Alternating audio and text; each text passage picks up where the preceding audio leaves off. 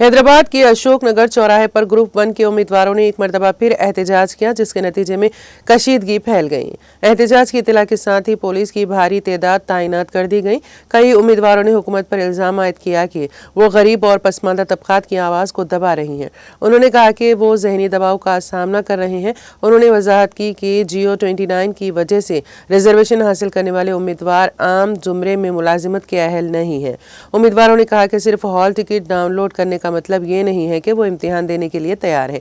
उन्होंने मुतालिबा किया कि वज़ीर आला उनकी शिकायत सुने। उन्होंने कहा कि वो माली और जहनी तौर पर परेशान है, उनकी तकालीफ सुनी जाए। ग्रुप 1 उम्मीदवारों की मीडिया कॉन्फ्रेंस को पुलिस ने रोक कर कई तलबा को हिरासत में ले लिया। उम्मीदवारों ने बरहमी का इजहार करते हुए कहा कि वज़ीर आला की जानिब से लाठीचार्ज न करने की हिदायत के बावजूद पुलिस ने उनकी बात को नजरअंदाज कर दिया। दूसरी तरफ एहतजाजी तलबा ने कांग्रेस के हेडक्वार्टर्स गांधी भवन के घेराव की अपील की है, जिसके नतीजे में वहां बड़ी तादाद में पुलिस तैनात कर दी गई है।